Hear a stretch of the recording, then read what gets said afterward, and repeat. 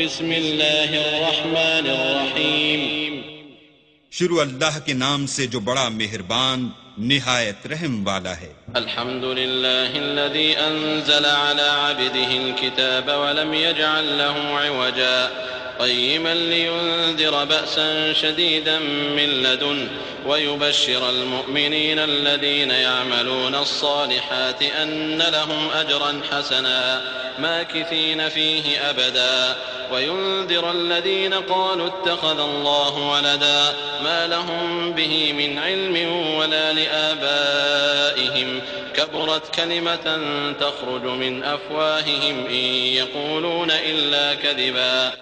سب تعریف اللہ ہی کو ہے جس نے اپنے بندے محمد صلی اللہ علیہ وآلہ وسلم پر یہ کتاب نازل کی اور اس میں کسی طرح کی کجی اور پیچیدگی نہ رکھی بلکہ سیدھی اور سلیس اتاری تاکہ لوگوں کو عذاب سخت سے جو اس کی طرف سے آنے والا ہے ڈرائے، اور مومنوں کو جو نیک عمل کرتے ہیں خوشخبری سنائے کہ ان کے لیے ان کے کاموں کا نیک بدلہ یعنی بہشت ہے جس میں وہ ابد الآباد رہیں گے، اور ان لوگوں کو بھی ڈرائے جو کہتے ہیں کہ اللہ نے کسی کو بیٹا بنا لیا ہے، ان کو اس بات کا کچھ بھی علم نہیں اور نہ ان کے باپ دادا ہی کو تھا۔ یہ بڑی سخت بات ہے جو ان کے منہ سے نکلتی ہے، اور کچھ شک نہیں کہ یہ جو کچھ کہتے ہیں محض جھوٹ ہے۔ فلعلك باخع نفسك على آثارهم إن لم يؤمنوا بهذا الحديث أسفا إنا جعلنا ما على الأرض زينة لها لنبلوهم أيهم أحسن عملا وإنا لجاعلون ما عليها صعيدا جرزا۔ اے پیغمبر، اگر یہ اس کلام پر ایمان نہ لائیں تو شاید تم ان کے پیچھے رنج کر کر کے اپنے تئیں ہلاک کر دو گے۔ جو چیز زمین پر ہے ہم نے اس کو زمین کے لیے آرائش بنایا ہے تاکہ لوگوں کی آزمائش کریں کہ ان میں کون اچھے عمل کرنے والا ہے، اور جو چیز زمین پر ہے ہم اس کو نابود کر کے بنجر میدان کر دیں گے۔ ام حسبت ان اصحاب الكهف والرقيم كانوا من آياتنا عجبا اذ اوى الفتية الى الكهف فقالوا ربنا آتنا من لدنك رحمة وهيئ لنا من امرنا رشدا فضربنا على آذانهم في الكهف سنين عددا ثم بعثناهم لنعلم أي الحزبين أحصى لما لبثوا أمدا۔ کیا تم خیال کرتے ہو کہ غار اور لوہ والے ہماری نشانیوں میں سے عجیب تھے؟ جب وہ جوان غار میں جا رہے تو کہنے لگے کہ اے ہمارے پروردگار، ہم پر اپنے ہاں سے رحمت نازل فرما اور ہمارے کام میں درستی کے سامان مہیا کر۔ تو ہم نے غار میں کئی سال تک ان کے کانوں پر نیند کا پردہ ڈالے یعنی ان کو سلائے رکھا، پھر ان کو جگہ اٹھایا تاکہ معلوم کریں کہ جتنی مدت وہ غار میں رہے دونوں جماعتوں میں سے اس کی مقدار کس کو خوب یاد ہے۔ نحن نقص عليك نبأهم بالحق إنهم فتية آمنوا بربهم وزدناهم هدى وربطنا على قلوبهم إذ قاموا فقالوا ربنا رب السماوات والأرض لن ندعو من دونه إلها لقد قلنا إذا شططا هؤلاء قوم اتخذوا من دونه آلهة لولا يأتون عليهم بسلطان بين فمن أظلم ممن افترى على الله كذبا۔ ہم ان کے حالات تم سے صحیح بیان کرتے ہیں۔ وہ کئی جوان تھے جو اپنے پروردگار پر ایمان لائے تھے اور ہم نے ان کو اور زیادہ ہدایت دی تھی اور ان کے دلوں کو مربوط یعنی مضبوط کر دیا۔ جب وہ اٹھ کھڑے ہوئے تو کہنے لگے کہ ہمارا پروردگار آسمانوں اور زمین کا مالک ہے، ہم اس کے سوا کسی کو معبود سمجھ کر نہ پکاریں گے۔ اگر ایسا کیا تو اس وقت ہم نے بعید از عقل بات کہی۔ ان ہماری قوم کے لوگوں نے اس کے سوا اور معبود بنا رکھے ہیں، بھلا یہ ان کے اللہ ہونے پر کوئی کھلی دلیل کیوں نہیں لاتے؟ تو اس سے زیادہ کون ظالم ہے جو اللہ پر جھوٹ افترا کرے۔ وَإِذِ اعْتَزَلْتُمُوهُمْ وَمَا يَعْبُدُونَ إِلَّا اللَّهَ فَأْوُوا إِلَى الْكَهْفِ يَنشُرْ لَكُمْ رَبُّكُمْ مِنْ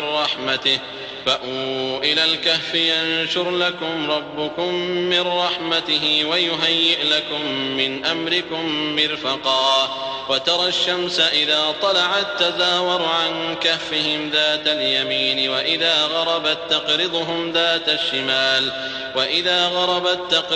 ذات الشمال وهم في فجوة منه ذلك من آيات الله من يهد الله فهو المهتد ومن يضلل فلن تجد له وليا مرشدا. اور جب تم نے ان مشرکوں سے اور جن کو یہ اللہ کے سوا عبادت کرتے ہیں ان سے کنارہ کر لیا ہے تو غار میں چل رہو، تمہارا پروردگار تمہارے لیے اپنی رحمت وسیع کر دے گا اور تمہارے کاموں میں آسانی کے سامان مہیا کرے گا. اور جب سورج نکلے تو تم دیکھو کہ دھوپ ان کے غار سے داہنی طرف سمٹ جائے، اور جب غروب ہو تو ان سے بائیں طرف کترا جائے، اور وہ اس کے میدان میں تھے. یہ اللہ کی نشانیوں میں سے ہیں، جس کو اللہ ہدایت دے وہ ہدایت یاب ہے، اور جس کو گمراہ کرے تو تم اس کے لیے کوئی دوست راہ بتانے والا نہ پاؤ گے.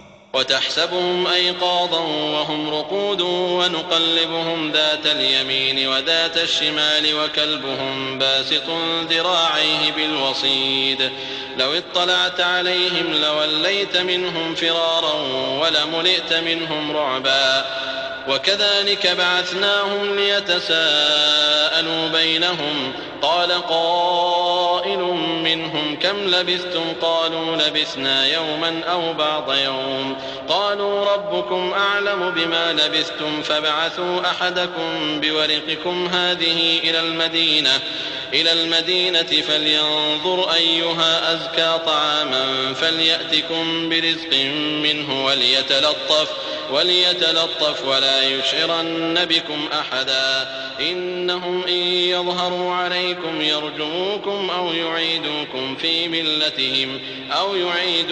في ملتهم ولن تفلحوا إذا أبدا. اور تم ان کو خیال کرو کہ جاگ رہے ہیں حالانکہ وہ سوتے ہیں، اور ہم ان کو دائیں اور بائیں کروٹ بدلاتے تھے، اور ان کا کتا چوکھٹ پر دونوں ہاتھ پھیلائے ہوئے تھا. اگر تم ان کو جھانک کر دیکھتے تو پیٹ پھیر کر بھاگ جاتے اور ان سے دہشت میں آ جاتے. اور اسی طرح ہم نے ان کو اٹھایا تاکہ آپس میں ایک دوسرے سے دریافت کریں. ایک کہنے والے نے کہا کہ تم یہاں کتنی مدت رہے؟ انہوں نے کہا کہ 1 دن یا اس سے بھی کم. انہوں نے کہا کہ جتنی مدت تم رہے ہو تمہارا پروردگار ہی اس کو خوب جانتا ہے. تو اپنے میں سے کسی کو یہ روپیہ دے کر شہر کو بھیجو، وہ دیکھے کہ نفیس کھانا کون سا ہے تو اس میں سے کھانا لے آئے، اور آہستہ آہستہ آئے جائے اور تمہارا حال کسی کو نہ بتائے. اگر وہ تم پر دسترس پالیں گے تو تمہیں سنسار کر دیں گے، یا پھر اپنے مذہب میں داخل کر لیں گے، اور اس وقت تم کبھی فلاح نہیں پاؤ گے. وكذلك أعثرنا عليهم ليعلموا أن وعد الله حق وأن الساعة